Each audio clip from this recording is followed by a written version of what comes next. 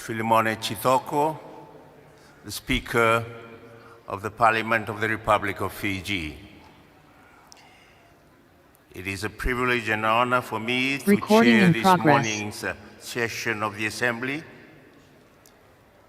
It is an honor that is bestowed on my country, Fiji, and the South Pacific region I represent, but especially in the context of our theme, Parliamentary Action for Social Development and Justice, the small island developing countries, SEEDS, that plays a vital role in the furtherance of our theme and objective. Thank you. We will now proceed with the list of our speakers this morning, and I'll just remind the speakers that they have 5 minutes that are given to each of them. If they can please observe the time that is allocated. I'll call first on the representative of the Republic of Korea to deliver his address.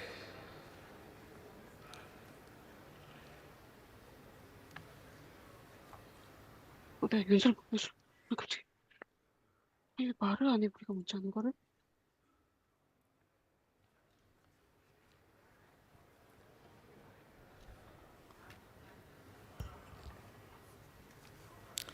존경하는 세계 각국의 대표단 여러분, 안녕하십니까? 대한민국 국회의원 이성군입니다. I am Lee Sung-gun, head of the Korean delegation. 정의롭고 지속 Today, 가능한 I'd 사회를 like to 위한 speak about 의회의 the 역할에 role 대해 of Parliament 말씀드리고자 in 합니다. building a just and 인류 sustainable 사회가 society. 건강하게 발전하기 In a 위해서는 healthy and resilient 누구나 society, 기회와 every 권리, member has fair 자원에 access to 공정하게 opportunities, 접근할 수 rights, 있어야 합니다. and resources. 그 핵심에는 At the 노동의 heart of 권리가 this 있습니다. principle lies the 노동은 protection of 단지 labor rights. 생계를 위한 수단이 아닙니다. Work is not just a means 인간의 of 존엄을 making a living. 지키는 기본이며 It is essential 사회가 to 함께 human 성장하는 dignity. 기반입니다. It also forms the very 따라서 foundation for shared and 노동자에게 inclusive growth in 공정한 our 임금과 society. 안전한 That is why 노동 we must 환경이 ensure fair 반드시 wages and 보장되어야 safe 합니다. working conditions for all 대한민국 workers. 국회는 최근 Recently, the 근로기준법을 Korean National Assembly 개정했습니다. amended the Labor 미지급 Standards Act. 임금의 지급 Under 범위를 the 확대하고 revised law, employers are 상습적인 now required 임금 to pay 체불에 interest 대한 on 징벌적 unpaid wages 손해보상 to current 제도를 employees. 도입했습니다. 또한 The amendment also 협동조합과 introduces penalties 사회적 기업 for 등 employers 연대 경제 for 주체들을 적극 delay 지원하고 wage 있습니다. In addition, the 이들은 Korean 공동체의 the 가치를 Republic of 지키며 Korea 지속 actively 가능한 supports 발전을 the 이끄는 social and 중요한 solidarity 축이기 때문입니다. economy, including 그러나 cooperatives and social 이 모든 enterprises. 제도와 실천은 These 민주주의라는 organizations play a 튼튼한 vital 기반 role in 위에서만 promoting 가능합니다. and driving sustainable 대한민국은 growth. 최근 However, none of these 헌법과 legal frameworks and 법률을 policies 위반해 비상계엄 would be 사태를 possible without 선포하고 firm foundations. 군인을 동원해 Last 정권을 December, 국민에게 the 겨누고 President of South Korea declared 민주공화정을 martial law. 파괴하려는 He violated the 대통령을 Constitution and the law, 국민의 힘으로 그 mobilizing law 자리에서 enforcement and 쫓아냈습니다. pointing guns at citizens. 추운 Just 겨울 last Friday, he was 123일 officially 동안 impeached by the will of the 탱크를 Korean people. 온몸으로 막아내고 For 수백만 123 시민이 days, millions of 광장에서 citizens braved the 자신들이 harsh 좋아하는 winter cold. K-팝 They 가수들을 peacefully took 응원하던 to the streets, 응원봉을 들고 waving K-pop light 평행색색의 sticks and calling 응원봉을 들고 for 민주주의를 his 지켰습니다. impeachment. 우리는 그것을 빛의 혁명이라 합니다. We call it the revolution of light. 폭력 대신 인내로 Our 분열 citizens 대신 chose 연대로 patience over 민주주의를 violence. They 지켜냈습니다. chose solidarity over 그 division. 결과 They stood up to defend 의회와 democracy. In the end, 헌법재판소의 the Constitutional 헌법적 Court 절차에 따라 upheld 탄핵되었습니다. the impeachment passed by the 그리고 National Assembly, 국민들은 formally removing the president 평온한 from office, 일상으로 and 돌아왔습니다. citizens were able to return 이것은 to their 단지 daily 한 life. 나라의 정치적 This is 사건이 more 아닙니다. than a political 시민 event in one 주권을 승리한 country. It 역사적 was a 순간이자 historic moment 인류 in which 보편의 the sovereignty 가치는 of the people 지키는 prevailed 일입니다. and universal values 우리는 triumphed. 반드시 기억해야 합니다. Let us remember this. 민주주의는 결코 Democracy is never 당연한 것이 guaranteed. 아니라는 점을 We should not take it for granted. 그것은 It must be 시민들의 protected 끊임없는 through the 헌신과 enduring 용기로 sacrifice and courage of our 지켜낼 citizens. 것이라는 것을 존경하는 I 의원 여러분, urge all of you 오늘 이 gathered 자리에 here today 함께한 세계 to 의원들께 remain vigilant 간곡히 요청드립니다. 어느 곳에서도 so that 민주주의가 democracy 위협받지 is 않도록 not threatened 시민의 목소리가 and citizens' 외면당하지 voices 않도록 are not 함께 silenced 살펴주시기 around the 바랍니다. world. 우리가 함께 지혜와 힘을 모은다면 If we come 더 together 평등한 in 사회, solidarity, 더 we can 정의로운 build 사회 a more just 반드시 and 만들어낼 equitable 수 world. 있습니다. 오늘 이 자리가 I hope 그 this meaningful 첫걸음을 함께 conference 내딛는 marks the first 뜻깊은 step 시간이 되기를 toward 기원합니다. that objective. 경청해 주셔서 Thank 감사합니다. you for your kind attention. I thank the representative of the Republic of Korea. I now call next on the representative of Canada.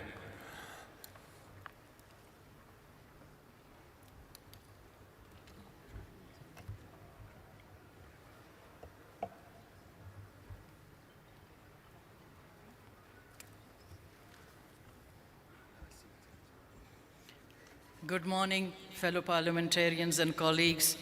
I want to start by thanking our host, Uzbekistan, for its warm welcome and hospitality, and what a pleasure it has been to be greeted by so many young people.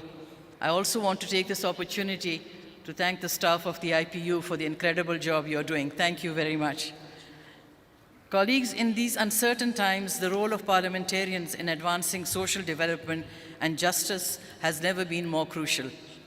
Across the world, societies are facing growing inequalities, persistent poverty, and barriers to social mobility, challenges that are further aggravated by ongoing conflict, economic instability, climate change, and humanitarian crisis.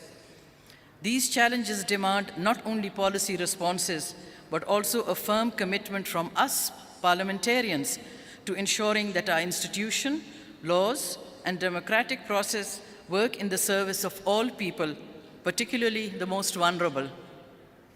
As representatives of the people, we have a unique responsibility to translate aspirations for social development and social justice into concrete legislative actions. We must also strengthen our country's oversight functions, advocate for inclusive economic policies, and uphold human rights to create fairer, more equitable societies. Today, I wish to highlight Canada's efforts in advancing social development through parliamentary initiatives and share key lessons that can guide our collective actions. For instance, Canada is aiming to reduce poverty by 50% by 2030 based on our 2015 levels. The target was set following the adoption of a national poverty reduction strategy in 2018, which also established Canada's official poverty line. The poverty line is based on the cost of a specific basket of goods and services necessary to a modest, basic standard of living. In 2015, Canada's poverty rate was at 14.5%. In 2020, it was down to 6.4%. Unfortunately, due to the COVID-19 pandemic and its profound socio-economic consequences, Canada's poverty rate rose back to 9.9% in 2022, highlighting the fact that regardless of country's wealth, significant challenges remain. Eradicating poverty in all its forms is crucial to achieving social development and justice, as it ensures every individual can live with dignity, access essential services, and contribute meaningfully to society. Without addressing the root causes of poverty, true equity and sustainable progress will remain out of reach. Other measures adopted by Canada aimed at promoting social development include tax credits to support low and middle income families, such as the Canada Child Benefit, and low-income workers, such as the Canada Worker Benefit. To promote social inclusion, the Government of Canada has implemented a series of strategies and action plans to combat racism, advance reconciliation with Indigenous peoples, address discrimination against LGBTI individuals, and remove barriers faced by people with disabilities. Such social policies are essential to sustainable development. Without strong social systems, economic and environmental progress cannot be sustained. Sustainable development can only be achieved when its three pillars, economic, social, and environmental sustainability, are strong and balanced. Indeed, social development and social justice are fundamental to sustainable development. Let us ensure that our parliamentary efforts translate into meaningful progress, leaving no one behind.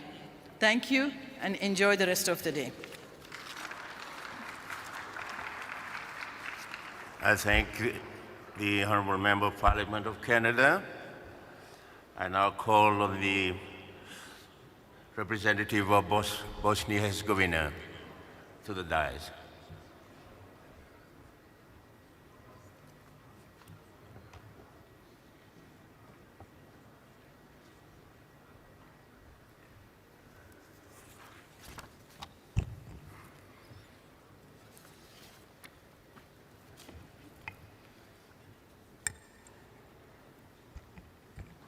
Honorable Mr. President, a statement, colleagues, ladies and gentlemen. There are two main principles upon which a democratic society is built: equality and prosperation of political process. As parliamentarians, we have a response and opportunity to shape the future of our countries by enacting law that ensure justice, equality and social development. Our task is to establish legislative framework that will provide all citizens with equal opportunity for advancement, while also enacting the parliamentarian oversight function through the democratic mechanism to monitor of the work of the executive branch.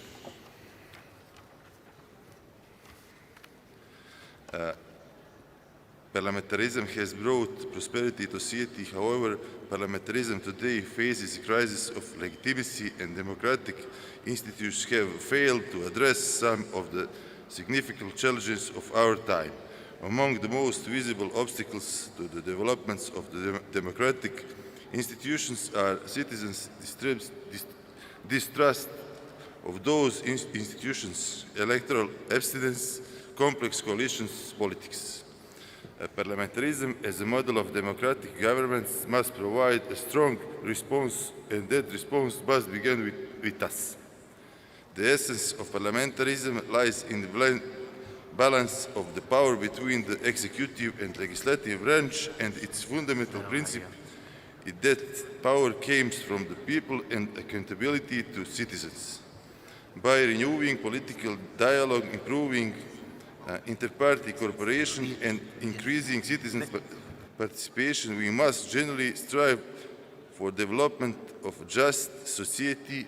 Oversized parliamentarism risk became alienated, serving only their own interests and losing their democratic legitimacy.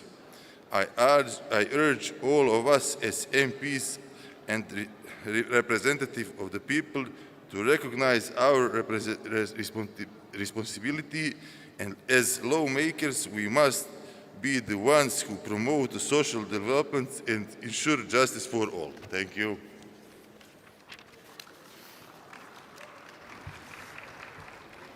I thank the Honourable Member of Parliament from Bosnia-Herzegovina for his intervention.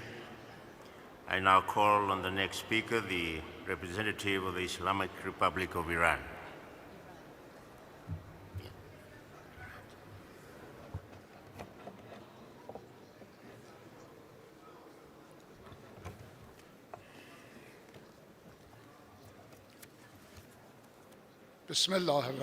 In the name of God, the most compassionate, the most merciful.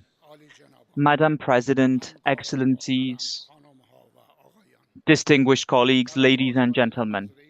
At the outset, I wish to express my sincere gratitude to the Honourable President of the Inter-Parliamentary Union, the Secretary General, and to the Parliament, Government and people of Uzbekistan for the generous hospitality and unwavering efforts in the successful organization of this gathering. Distinguished guests, today we convene under circumstances where our world faces unprecedented challenges on the path towards achieving social development and justice. As representatives of the World Parliament, we bear a historical responsibility towards building a more just and developed world. Esteemed colleagues, the Islamic Parliament of Iran, through reviewing and ratifying development programs and continuously monitoring their implementation, has played a key role in realizing social development and justice in all fields. Despite extensive efforts, regrettably, certain external obstacles have presented challenges to our path of social development. Unilateral and illegal sanctions, as a clear manifestation of economic terrorism, have inflicted serious harm upon ordinary citizens of the country and have made the process of social development difficult in some areas. It is necessary to mention that in addition to illegal and coercive sanctions, the repeated threats by American officials of military action against Iran since the new president of the United States took office in January 2025 constitute a serious threat to regional and international peace, stability, and security. These threats are a blatant violation of international law and the fundamental principles of the Charter of the United Nations, particularly Article 2, Paragraph 4 of the Charter, which explicitly prohibits any recourse to threat or use of force against the territorial integrity or political independence of states. We believe the international community, and particularly the parliaments of nations, should not remain silent in the face of these belligerent threats, as failure to act carries the risk of catastrophic consequences not only for the region but for international peace and security. I wish to emphasize that the Islamic Republic of Iran is strongly committed to regional peace, stability, and security and has no desire for conflict or escalation.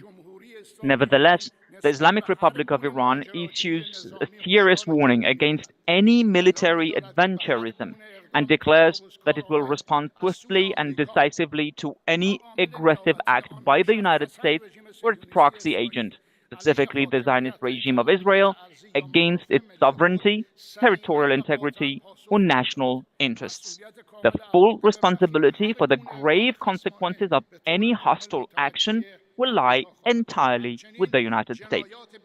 Furthermore, the unprecedented crimes of the criminal regime of Israel against the oppressed people of Gaza and the blatant genocide in this region, alongside this regime's repeated aggressions against Lebanon and Syria, are yet other examples of serious obstacles on the path to achieving social development and justice in our region. These inhumane actions not only deprive the inhabitants of these areas of the right to life, but also strip them of any hope for a better future and opportunities for development, turning the living conditions for millions of innocent civilians into an unbearable situation. The world's parliaments cannot and must not remain silent in the face of this blatant violation of human rights and international law. We believe that the immediate cessation of these crimes and holding the perpetrators to account are essential prerequisites for restoring peace, security, and the hope for development in the region.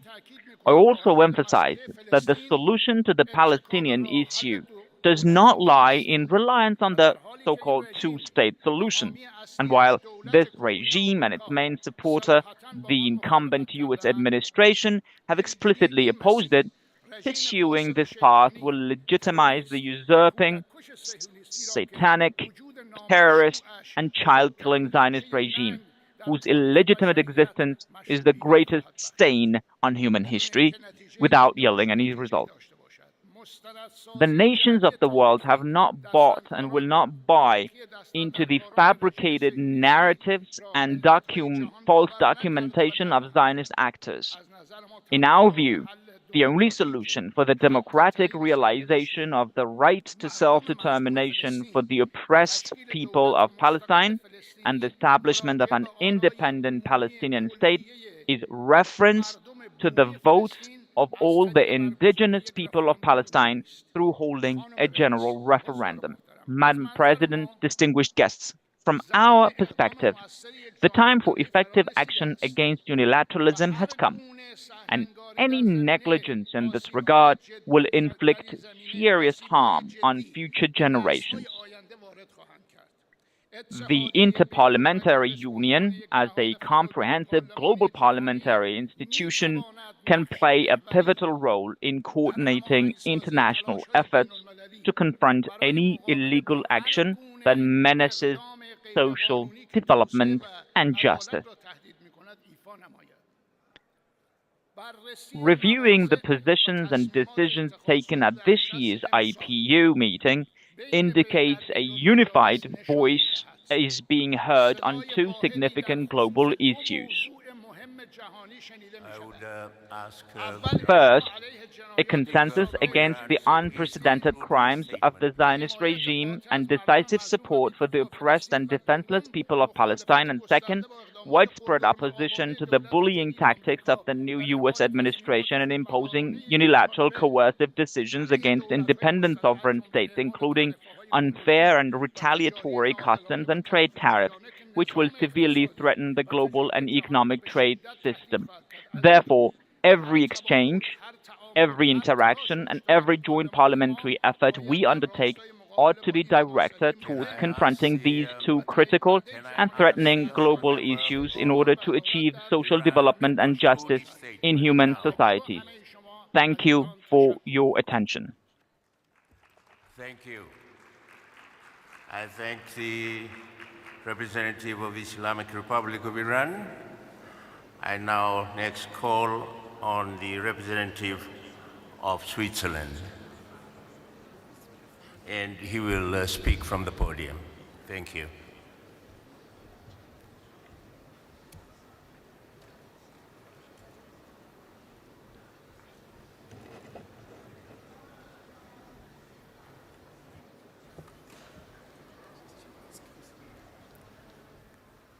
Dear Mr. Chair, before I begin my speech, I would like to thank the Uzbek Parliament on behalf of the Swiss delegation for its invitation and hospitality.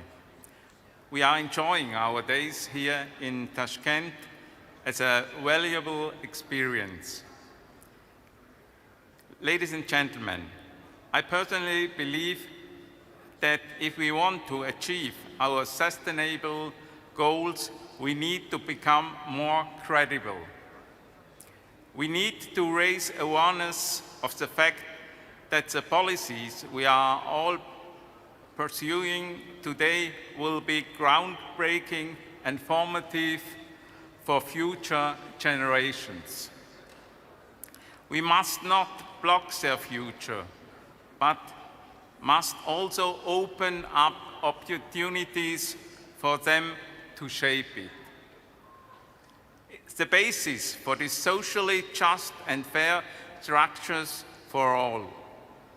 As a healthcare politician, I am committed to ensuring that access to comprehensive healthcare is guaranteed for everybody, for all. For me, ensuring a dignified life for all the people is a matter of course. As also a social politician, it's important to me that we have an education system that is open to all and aims to meet all needs.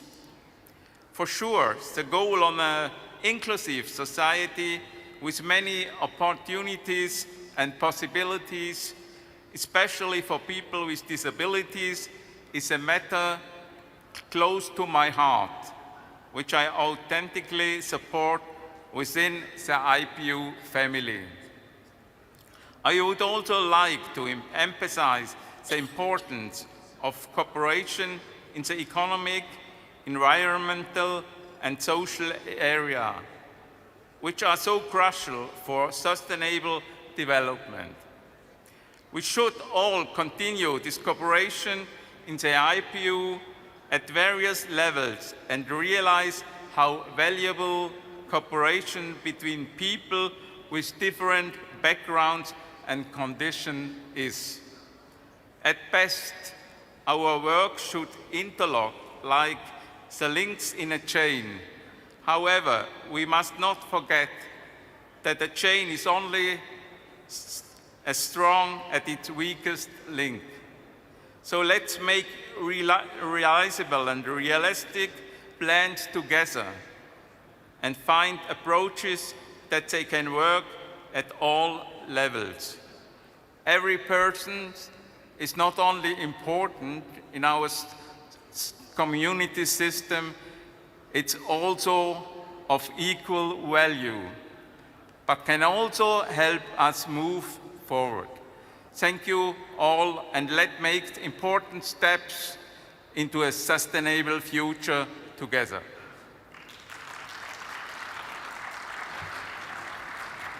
I thank the honourable member of the Swiss Parliament.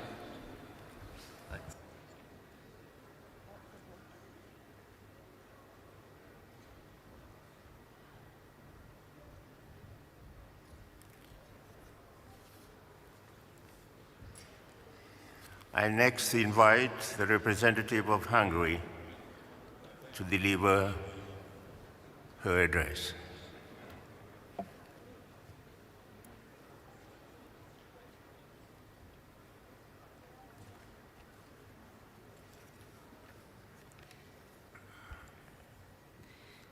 Dear Mr. President, dear peer members of Parliament, modernism and globalization that amplifies it affect everyone.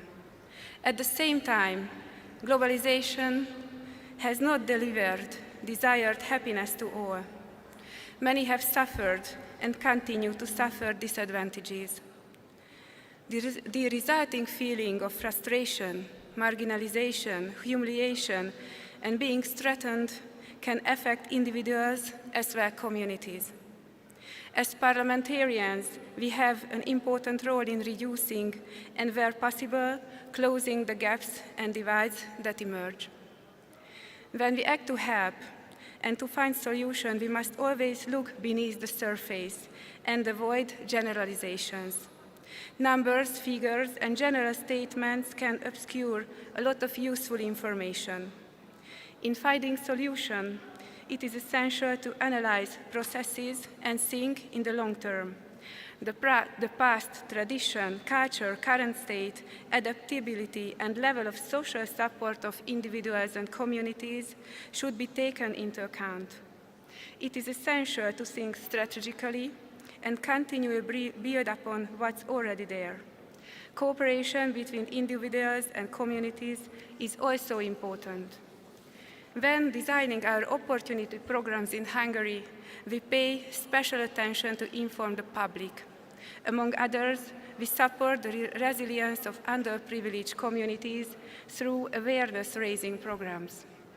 Dear peer MPs, we have a dedicated program focusing on the 300 most disadvantaged settlements in Hungary.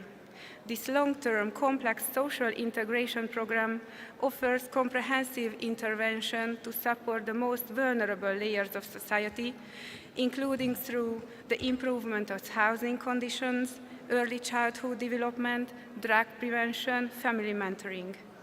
These settlements often have a large Roma population. We have developed a wide-ranging support system for them, spanning from the birth till the end of life. But it is not enough to just have a budget for development and convergence. We also need an institutional background. Stakeholders can always turn with confidence with their questions and requests. We've done it. We place a very strong emphasis on the early years of life. However, the well-being of children can only be ensured if we also look after mothers and families. We do not let go of the hands of young people, even in secondary school or at the university. They can choose from a range of scholarship programs.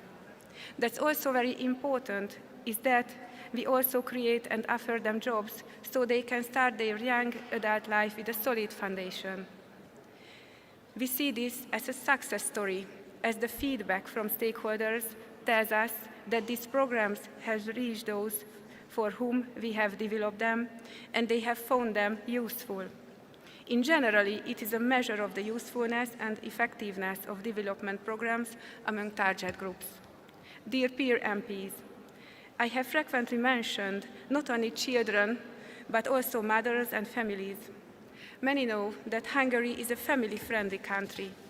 We aim to give mothers or fathers the opportunity to stay at home with their children if they wish so.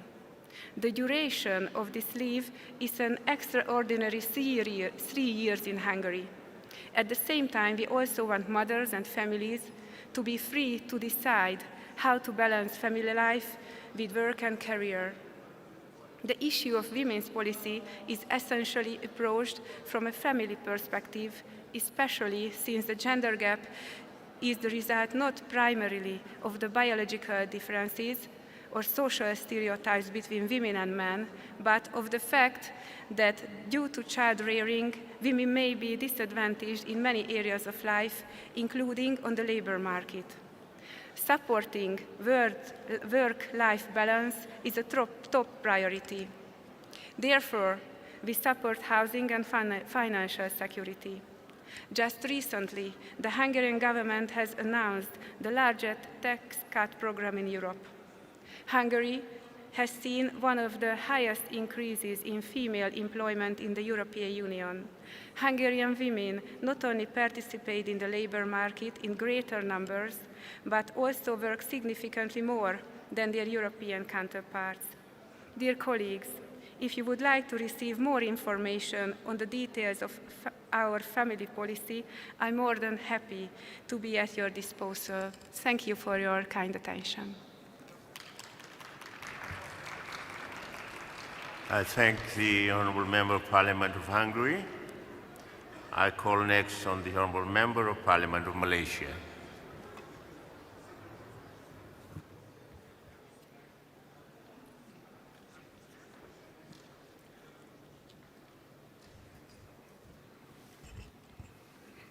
Thank you, Honourable Chairman, distinguished delegates, and fellow members of Parliament.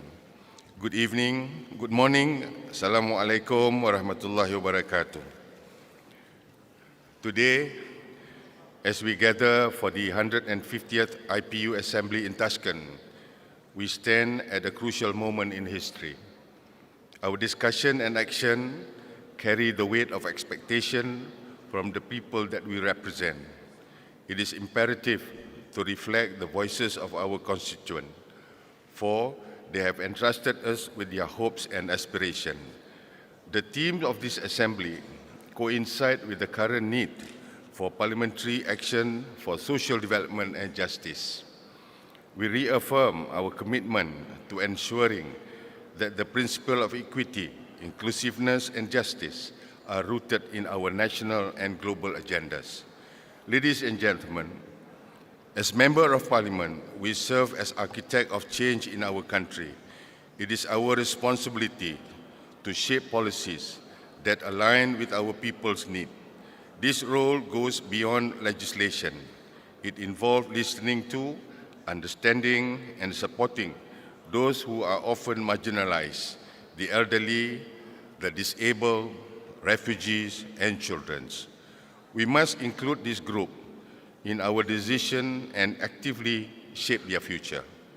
I would like to highlight a few Malaysia's initiatives with regards to poverty eradication and social protection through our 12th Malaysia Plan. Ladies and gentlemen, we stand today at a pivotal moment in our nation journey. Malaysia finds itself not just at a crossroad, but at a critical juncture where our path forward demand resilience, unity, and visionary leadership. The challenges we face are not unique to us alone, but resonate with many of the nations represented here today. We grapple with the complex realities of globalization, the fluctuation of financial system, and the rapid surge of technological advancement. These forces, while transformative, have also deepened existing inequalities, pushing some to the margin and widening the gap between those who thrive and those who struggle. In pursuit of the Sustainable Development Goal, we must recognize that social development is not merely an agenda item to be ticked off. It is, in fact, the bedrock of an equitable and just society. Without it, progress is merely a fleeting illusion. We take pride in the step we have taken. The Malaysian Parliament has been at the forefront of championing social initiative, fighting the scourge of poverty, and enhancing social protection framework. Our universal healthcare system is a testament to our commitment to inclusivity, ensuring that no Malaysia is left behind. It is a reflection of our dedication to the principle that health is a fundamental human right.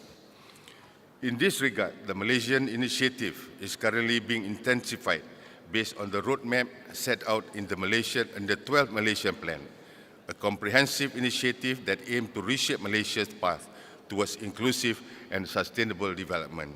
I would like to emphasize that one of the main objectives of the 12th Malaysia Plan is building an inclusive and more resilient society. Key measures include an expanded social safety net to provide support to the most vulnerable population and directed financial assistance which addresses immediate need and increasing skill development programs, particularly for youth and women. But, ladies and gentlemen, furthermore, the current climate crisis is magnifying the vulnerabilities of already marginalized population. It is our duty as parliamentarians to enact laws for sustainable development that addresses environmental concern which enhance social equity. Integrating social justice into our climate policy will not only broaden our approach to environmental challenges, but will also strengthen our commitment to justice for all citizens. Ladies and gentlemen, as we delve deeper into the implication of a new social contract, we must reflect on its significance for Malaysia and the wider world. The UN Secretary General has emphasized the urgent need for a framework rooted in human rights that encompasses universal social protection, decent work, and inclusivity in decision-making process. For Malaysia, this is not just an ambition, it is an urgent call to action. We must forge ahead with bold, robust policy that guarantee every citizen have access to essential services like healthcare and education. But it cannot stop there. We must also ensure that every hardworking Malaysian is met with fair wages and work in safe, dignified conditions. This is not just about policy, it is about honoring the fundamental rights of our people. We must actively create platforms that empower these voices, embedding their perspective into the very core of our legislative practice. Only then can we confidently say that we are building a nation where every citizen is valued and prioritized. This collective responsibility is not just a challenge, it is an opportunity for transformation, one that we must embrace as members of the International Parliamentary Union. Ladies and gentlemen, at this important gathering, I urge each of you to reflect on some critical questions. What essential element should our proposed new social contract for humanity encompass? How can we ensure that people, not market or technology, regain control of social development? And what new commitment do we need to make from this assembly to prioritize the needs of those we serve? Mr. Honourable Chairman, in closing, let us view this assembly not as merely a forum for dialogue, but as a pivotal platform for transformative action. I urge each delegate to consider the essential element of a new social contract that prioritizes the humanity needs. Now is time for decisive action. Let us commit ourselves to not just envisioning a better future, but to actively working towards a realization. Together, we can turn our aspiration into a tangible reality that benefits all citizens. Thank you, Rahmat, for your dedication and commitment. Thank you. I thank the Honourable Member of Parliament of Malaysia for his address. I now call on the Honourable Member of the Parliament of the Netherlands.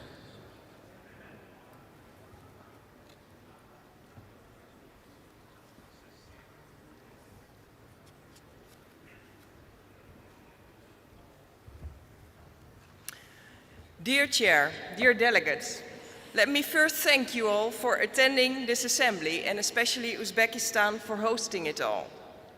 And then let me ask you, parliamentarians, something about social development and justice. How did you convince your people to trust you and vote for you? What promise or promises did you make? Was it about social development for all the people in your country, all your voters, including women? We parliamentarians, representatives, are making many promises. I do too. My name is Judith Thielen and I'm a member of parliament in the Netherlands, a small country in the top 20 of economic welfare. I myself promised to stand and fight with my voters for them to become economically free by ensuring good jobs and sufficient income, enabling successful entrepreneurship and supporting good health, and, if needed, accessible health care. In other words, yes, I also promised social development and growth to all Dutch people. Also for Dutch women, especially for Dutch women. Because the key barriers for social development in a country are mainly, almost exclusively, barriers for women. Also in my country. Women are at a higher risk for poverty. Women are at a higher risk for bad health and insufficient health care.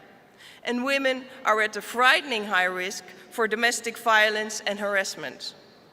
My country ranks quite well on gender equality.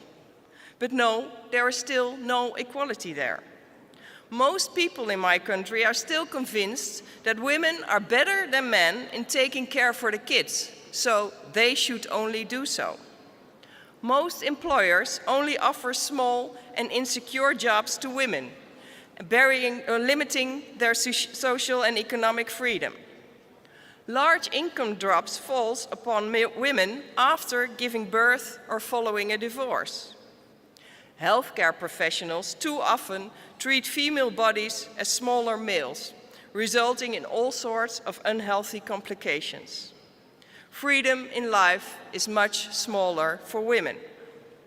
Do you recognize that in your own country? Although I'm an optimistic person, I'm not optimistic about gender equality. In these times, the gap between men and women seems to be enlarged. I don't like to say it, but conservative male tendencies, even forces, are making the gap between men and women bigger at the cost of women. In these times, they question basic women's rights and try to diminish them. In these times, the social development of women is at stake. I am worried. Are you? I call on us all, women parliamentarians, and yes, also you, male politicians, to recognize the fact that social development starts with recognizing and fighting for women's rights, with breaking barriers for women's income, prosperity, and freedom, with offering women more opportunities to prosper and to lead. I call on you to recognize that and live up to that every day. Remember the promise you made. Thank you.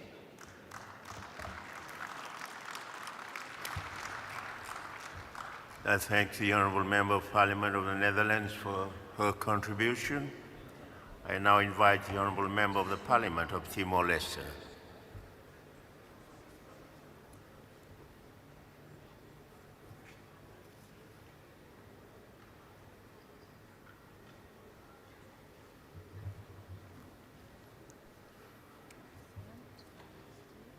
Excelentíssimo Presidente da Assembleia.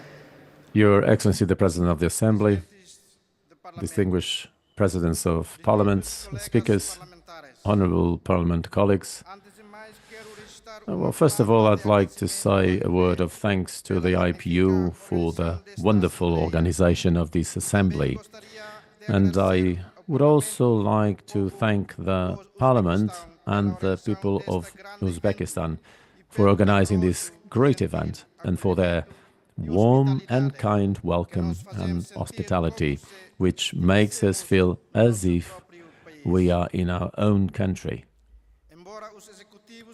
Although executives are responsible for conducting policies, parliaments have increasingly become an indispensable partner, at least in their legitimizing role, reflected in their power to ratify treaties, pass laws and budgets, and carry out oversight. In 2011, our Parliament approved the Strategic Development Plan 2011-2030 in 2015, following the adoption of the 2030 Agenda for Sustainable Development. Our Parliament passed a resolution committing itself to the SDGs and calling for the alignment of planning and budgeting systems with the SDGs.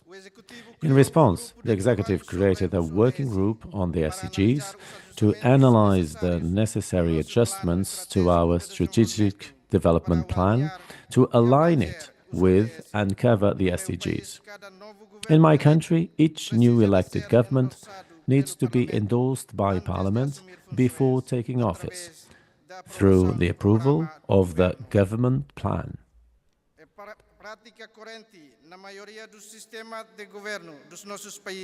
In our countries, that executives are the main body of the state in adoption of these strategies and national policies.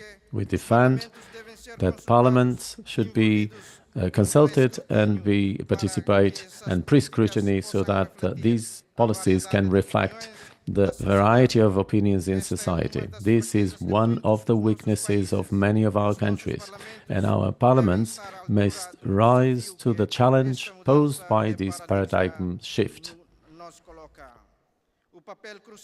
The crucial role that parliaments play in defining and driving the social development agenda stems from their unique place as the legislative body responsible for creating laws, approving budgets, and holding the executive to account to ensure that social development goals are met.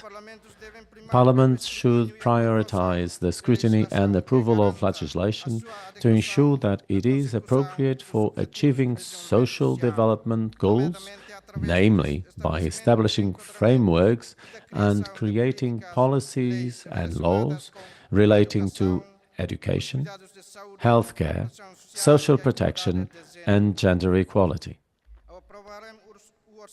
When approving the national budget, Parliament should ensure the proper allocation of funds to social development sectors by holding debates and discussions in public hearings, and subsequently oversee the effective use of public funds.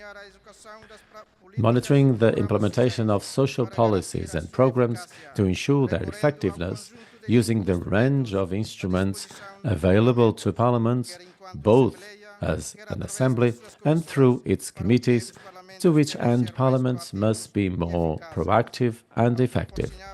By providing a platform for public debate and discussion, parliamentary debates should allow diverse perspectives to be considered and ensure that social policies are inclusive and aligned with the needs of the population. In our role as representatives of our citizens, we, parliamentarians, are called upon to defend social development policies that respond to the needs of our committees or communities, to listen to their concerns and to work to resolve issues such as poverty, unemployment, and access to basic services. The role of parliaments in supporting international cooperation and promoting international partnerships is also very important. This involves ratifying international treaties and agreements, which may involve social development objectives. Parliaments must also ensure that the country fulfills its commitments to international social development standards. The role of Parliament should also involve scrutinizing and providing input into country reports, such as voluntary national reviews on the SDGs or CEDAW reports before they are submitted by the executive to the respective treaty bodies. I conclude by reaffirming that parliaments are key to shaping social development through legislation, budgeting and oversight, while at the same time in many parts of the world they face challenges related to governance and resource management. I hope that the enormous challenges ahead do not disarm the determination of our parliaments to face the journey towards social development and justice. Thank you very much for your attention. I thank the Honourable Member of the Parliament of Timoy Lesna. I invite the Honourable Member of Parliament of the Ukraine to deliver his address.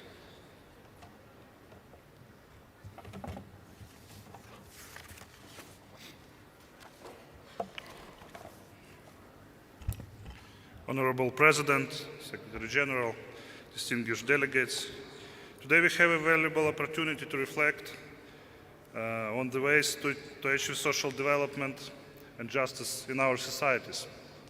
Aspiration for development is something that unites everyone in an increasingly polarized and divided world. It also a complex process requiring a concentration of resources and concentrate action in order to achieve significant advancement. The last decades of international development since the 90s have been characterized by the concept of human-centered development advocated by UNDP and Nobel laureate Amartya Sen from India. But no human-centered development is possible when people are suffering from wars and indiscriminated attacks. A recent example is the Russian attacks, once more, with cluster warheads on the residential area in the Ukrainian town of Kryvyi Rih on this Friday. Unfortunately, 20 people died, including 9 children. These atrocities happen every week and are truly shocking. But Ukraine remains committed to international law and diplomacy. Ukrainian Minister of Foreign Affairs Andrei Sigiba is convening an urgent meeting of the UN Security Council and a special meeting of the OSCE Permanent Council. In March, Ukraine agreed to a full and unconditional ceasefire. Unfortunately, the Russian response is written in the blood and innocent civilians, as the attacks have only intensified in the past weeks. Yet in the midst of sorrow, gloom, and loss, we see the path to the brighter future. This path lies through collective action in the international community. We need to persuade Russia that it will be better off stopping the fighting. The following things can be done: support Ukraine with military supplies to keep us defend our land, provide financial and humanitarian support to Ukraine to make us resilient, sanction Russia or prevent the evasion of sanctions through your countries, join the Tribunal of the Crime of Aggression against Ukraine and the compensation mechanism for victims of aggression to restore justice. I believe that this Assembly will set the scene for an action-oriented cooperation to make Russia stop the war. I'm very grateful to the President Mirziyoyev for his speech yesterday, expressing strong support for Ukraine. I want to thank our Uzbek hosts for their hospitality. I also want to thank everyone standing with Ukraine in all our continents. We can stop this war very fast, but everyone should ask themselves what they are doing to stop it. While Ukraine is fighting against this aggression, we keep developing. Our economy is gradually recovering. The entire world admires our digital transformation success. Our Grain from Ukraine initiative allows to prevent hunger in many developing countries, where Russia's war early created risks of food insecurity. We are a strong, resilient nation. And with your support, we can persuade Russia to agree our proposal for unconditional ceasefire and finally be able to double down on social development and restore justice. Thank you very much.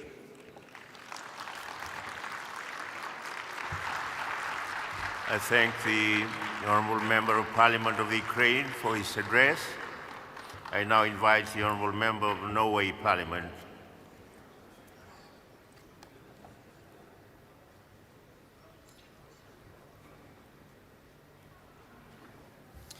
Thank you, Chair. And I would like to start by also thanking our hosts from Uzbekistan for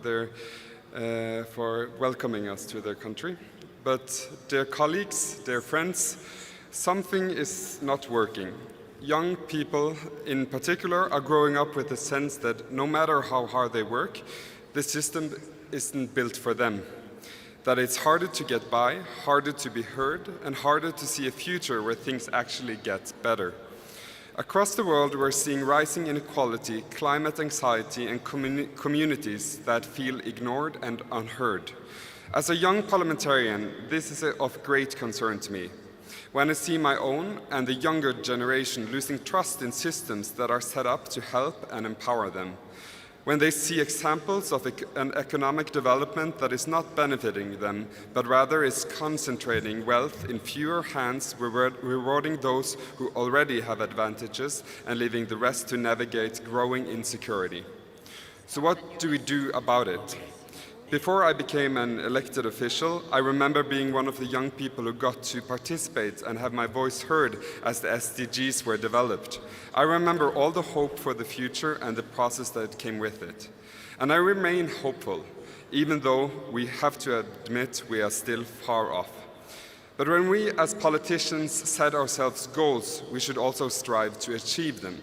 And I do believe that you all want that as well. But people are tired of being told to wait.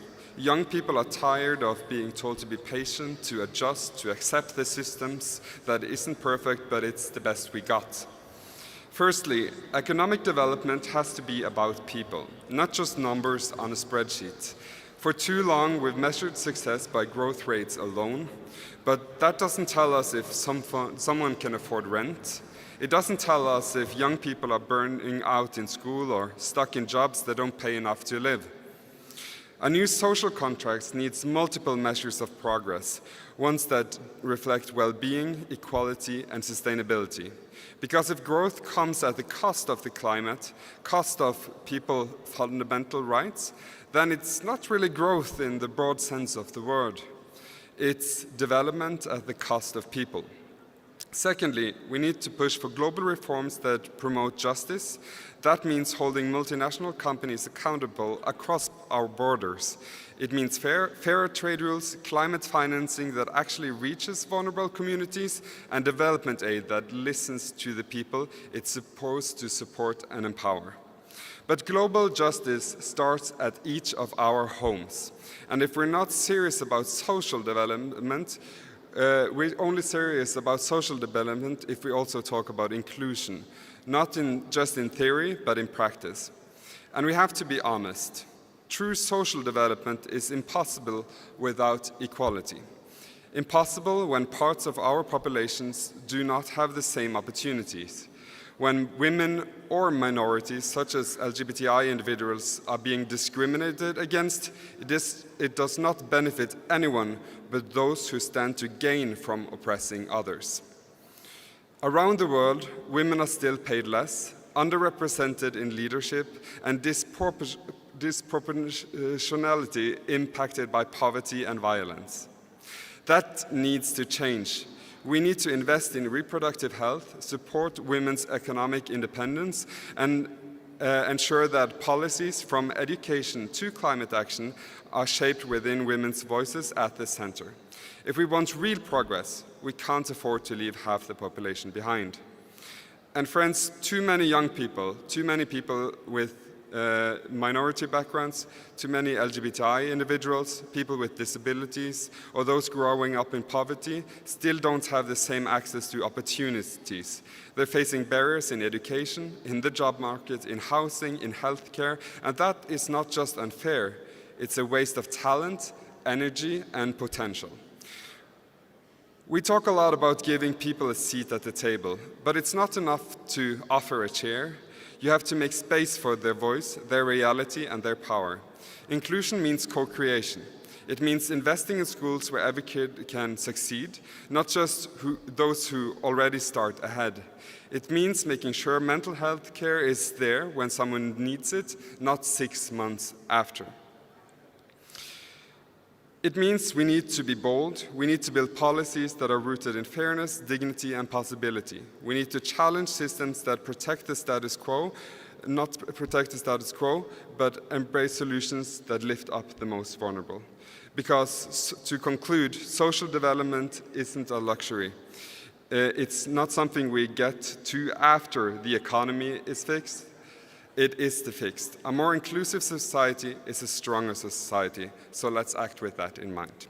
Thank you, Chair.